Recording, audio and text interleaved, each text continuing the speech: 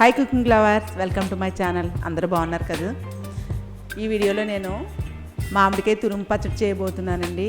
ఈ తురుము పచ్చడి చాలా బాగుంటుంది, పెరుగన్నంలోకి బాగుంటుంది, టిఫిన్స్లో కూడా చాలా బాగుంటుందండి. ఈజీగా చేసుకోవచ్చు ఈ తురుము పచ్చడి. ఈ మామిడి తురుము పచ్చడి ఏ విధంగా చేయాలో వీడియోలోకి వెళ్ళిపోదామా.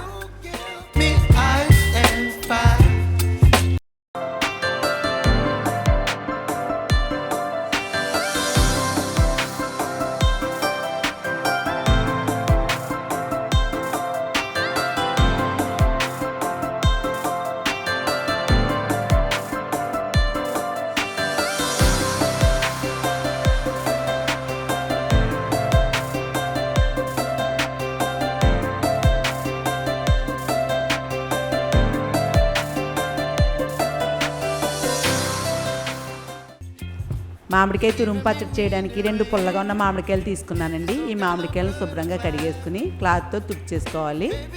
తడి ఉండకూడదు, తడి ఉంటే పచ్చడి పాడైపోతుందండి. మనం కొద్దిగా పచ్చడి చేసుకున్నా సరే మనం క్లాత్తో తుడుచుకుని నీట్గా చేసుకోవాలి, మనకు నిల్వ ఉంటుందండి. ఈ విధంగా తుడిచి ఆరబెట్టిన మామిడికాయలని పై చెక్కి తీసేసుకోవాలి. పీలర్తో మొత్తం 2 మామిడికాయలకు కూడా నేను చెక్కి తీసేస్తున్నానండి. ఈ విధంగా చెక్కి తీసేసుకోవాలి. చెక్కి తీసిన మామిడికాయలని పెద్ద హోల్స్ ఉన్న స్టాండ్తో ఏదైనా మీరు తురుము తీసుకోవచ్చండి. నేను క్యారెట్ తురిమే స్టాండ్తో తీస్తున్నాను. బాగా చిన్నగా ఉంటే పచ్చడి మెత్తగా ఉంటుందండి. కొంచెం పెద్ద హోల్స్ ఉన్న స్టాండ్తో తురుము తీసుకోవాలి.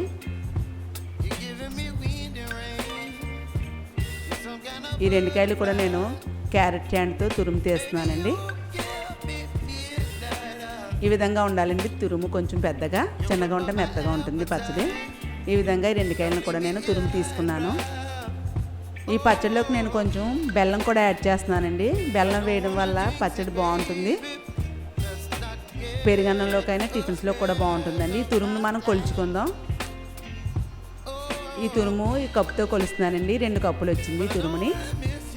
దీన్ని ఒక గంట సేపు ఎండలో పెట్టుకుని పచ్చడి పెట్టుకుంటే మనకి నిల్వ ఉంటుందండి. కొంచెం పచ్చడి పెట్టుకున్నా సరే మనం ఎండలో పెట్టుకోవాలండి. ఎండలో పెట్టుకోకపోతే ఒక 2 డేస్కి మనకి కొంచెం చలివాసనలా వస్తుంది. ఈ 2 మామిడికాయల తురుము కూడా ఈ పళ్ళెంలో ఇలా పలచగా ఆరబెట్టుకుని ఒక గంట సేపు ఎండలో పెడుతున్నాను. అలాగే ఇందులోకి నేను కొంచెం బెల్లాన్ని కూడా వేస్తున్నాను కదండి. బెల్లం కూడా తురుముకుని సన్నగా ఎండబెడుతున్నానండి. ఇవి 2 కూడా ఒక గంట సేపు ఎండలో ఎండబెట్టాను. చూడండి, ఈ విధంగా ఎండాలి. బాగా ఎండిపోతే ఈ తురుము పచ్చడిలోకి ఓట ఉండదండి. అందుకని ఈ విధంగా ఎండబెట్టుకోవాలి. ఇందులోకి 1/2 కప్ కారం తీసుకున్నాను, 1/4 కప్ కంటే కొంచెం తక్కువ సాల్ట్, 1/4 కప్ బెల్లం, 1/2 కప్ నువ్వుల నూనె, 1 టీ స్పూన్ ఆవాలు, 1 టీ స్పూన్ మెంతులు, పోపులు, వెల్లుల్లి రేకలు, కరివేపాకు. ఇందులోకండి కారం వేస్తున్నానండి. తురుము 2 కప్పులు వచ్చింది కదా, కారం 1/2 కప్ వేస్తున్నాను. సాల్ట్ తక్కువ వేసుకోవాలండి.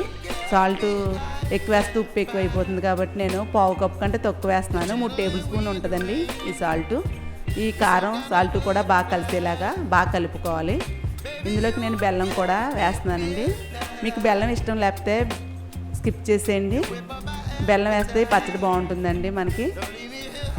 ఇందులోకి నేను ఆవాలు, మెంతులు కూడా పొడి చేసి వేస్తాను. స్టవ్ వెలిగించి పాన్ పెట్టుకుని ముందు ఆవాలు, మెంతుల్ని దోరగా వేయించుకుందాం. లో ఫ్లేమ్లో వేయిస్తున్నానండి. ఇవి వేగిన తర్వాత